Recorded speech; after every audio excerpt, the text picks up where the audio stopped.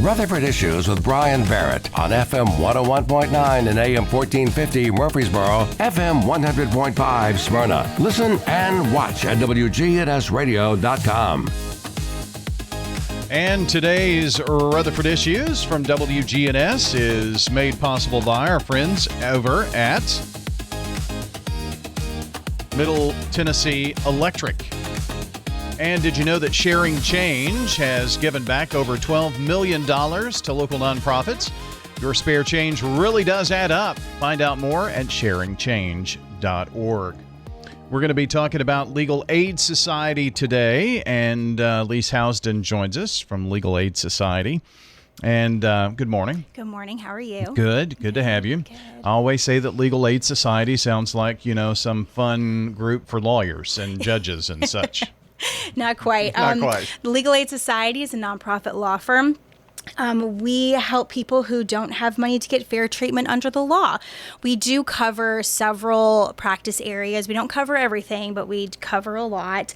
And our coverage area does include Rutherford County and Cannon County. And lots of other counties, too, right? Lots of other counties. Yeah. I cannot name all 48 counties off the top of my head, but almost all of Eastern Tennessee and Middle Tennessee, I would say. Well, I mean, we've only got 95, so it's a majority of those counties, which is wild. That's right. You do have offices in these other counties, too, some of them, We do, right? yes. I believe we have 9 offices that are spread out over these counties. So we're probably within an hour and a half, maybe 2 hours from every county. Yeah, very fortunate to have one here. Yes, very fortunate to have one in Murfreesboro and Nashville. Yeah, absolutely. So such a large area, and as we continue to grow, I guess your services are needed more and more, I would think. Yes, that's exactly right. This summer, we actually have an American College of Bankruptcy grant that we are doing some debt relief clinics. Our volunteer lawyer program is setting up those clinics this summer, and I am working with one of my interns, Mia Andrews.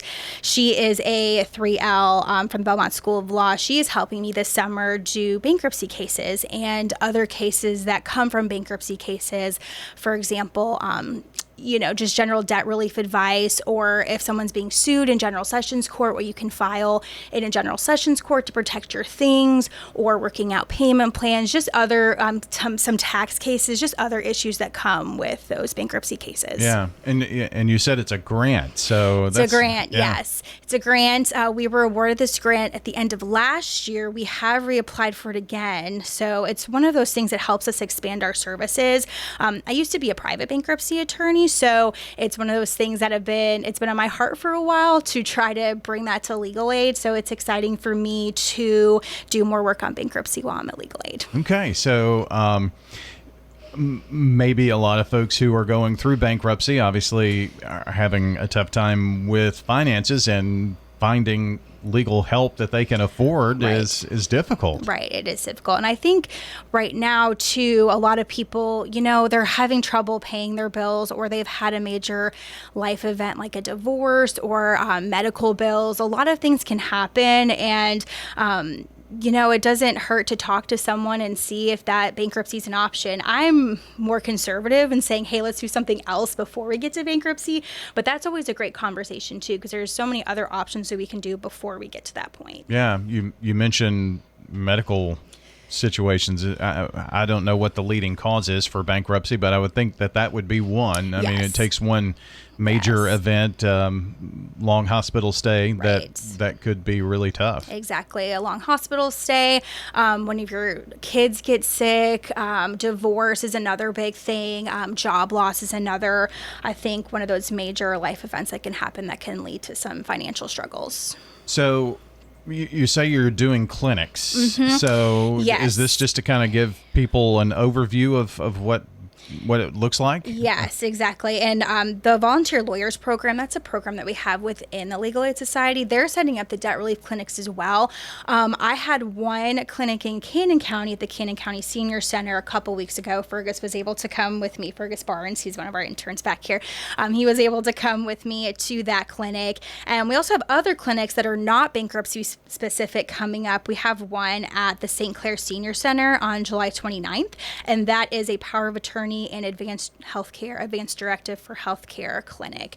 That is always a very well attended clinic for our seniors, and we always do power of attorneys and advanced directives. So if someone is not associated with the St. Clair Senior Center, we always do those. So they are welcome to reach out and get some more information about that. So you can go to those, I guess, at any point. Yes. Is there a sign up or anything, or do you do that? So we're usually in association with senior centers because I feel like that's the demographic that needs a power of attorneys most. But yeah, we had one in Canaan County a couple months ago, and then this one's coming up at St. Clair Senior Center. Or if someone is not associated with the senior center or they just want more information, like I said, we always have that. We're always doing a power of attorneys. Ella, my legal assistant, knows that we're always open for that. Yeah. Now the bankruptcy clinic,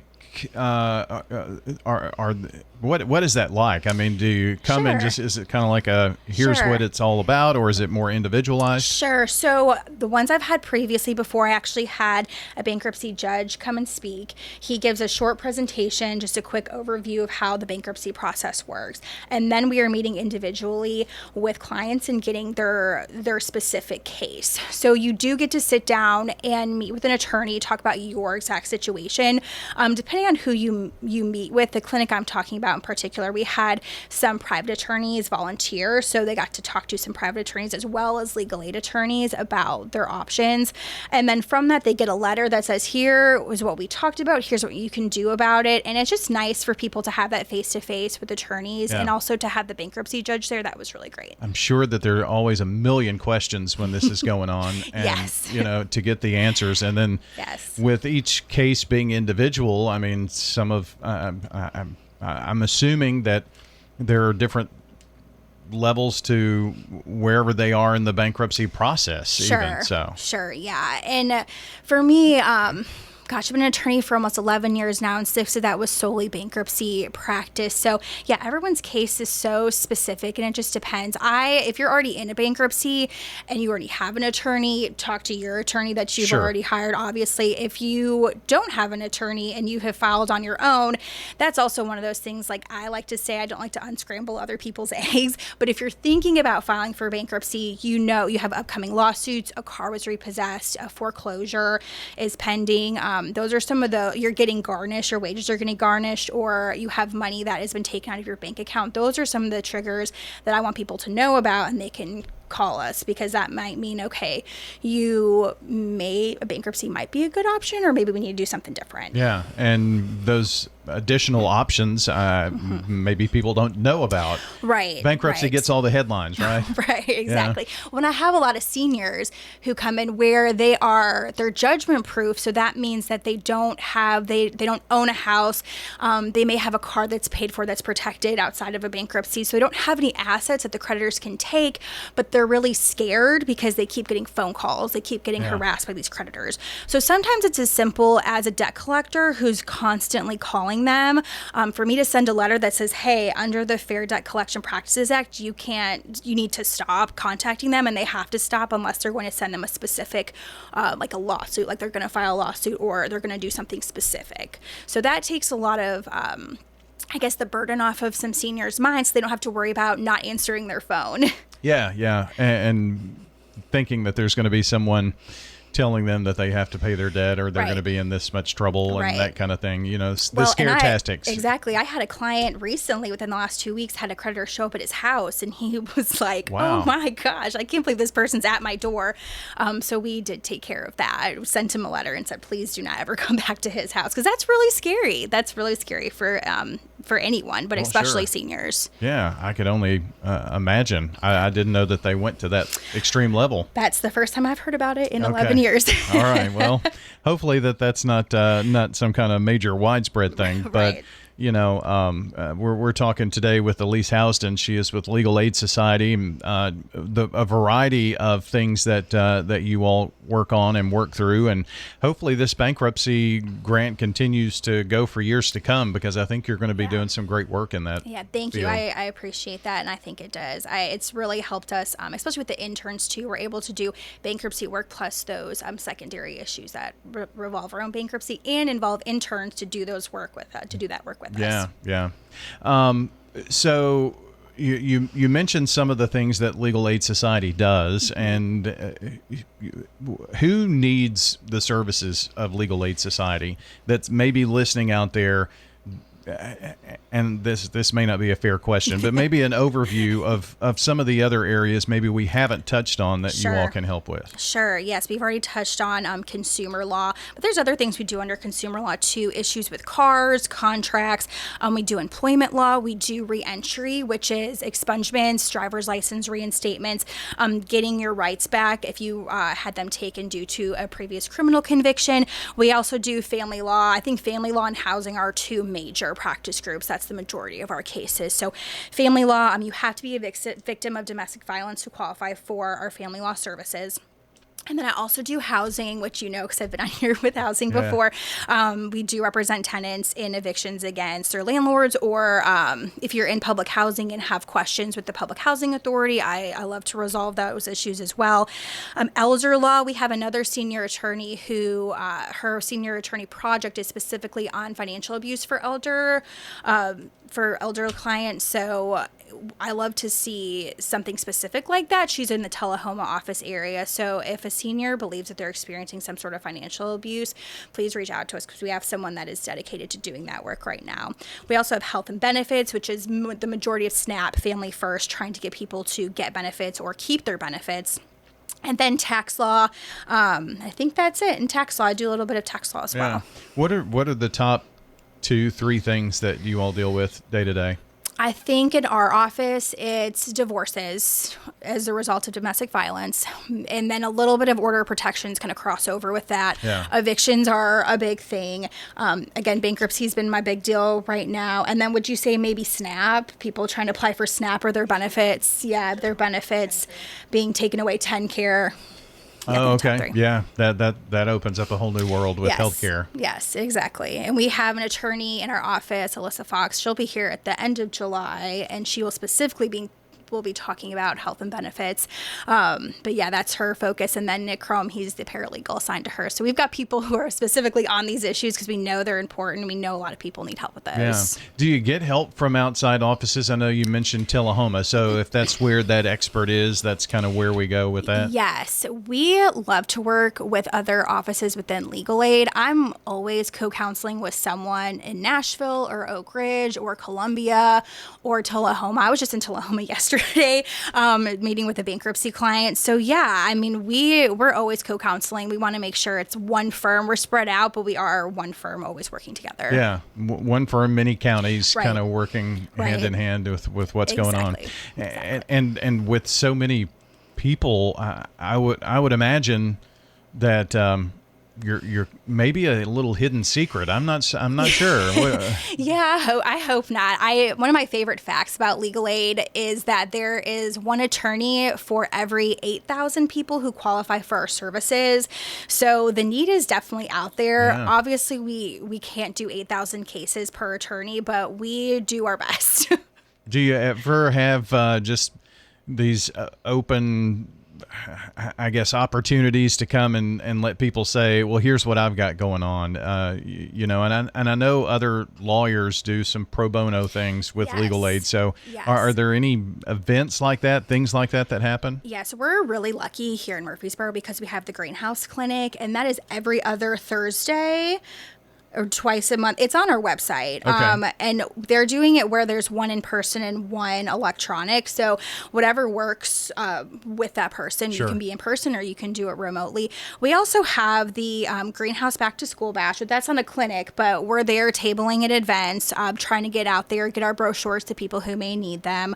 So yeah, we're going to be at the Pride event next Saturday as well with some tabling and some brochures and some merch. Okay. Well, just trying to get the word out. Yes, trying to get the word out to everyone. We're here. We want to help you. Yeah. I would imagine with our population growing as much as it is too, with rent and housing and things of that nature.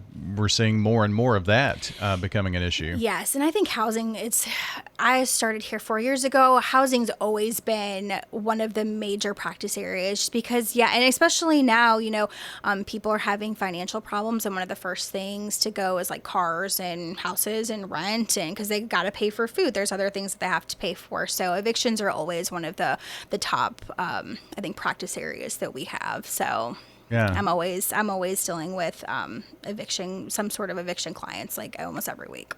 So if maybe there's someone out there that could use services, has heard something this morning that they think would be helpful, what are the best ways to find out if Legal Aid Society can help them in their cause? Sure. You can call the Murfreesboro office directly. You can also check our website. There are a ton of free resources available on our website. We have videos.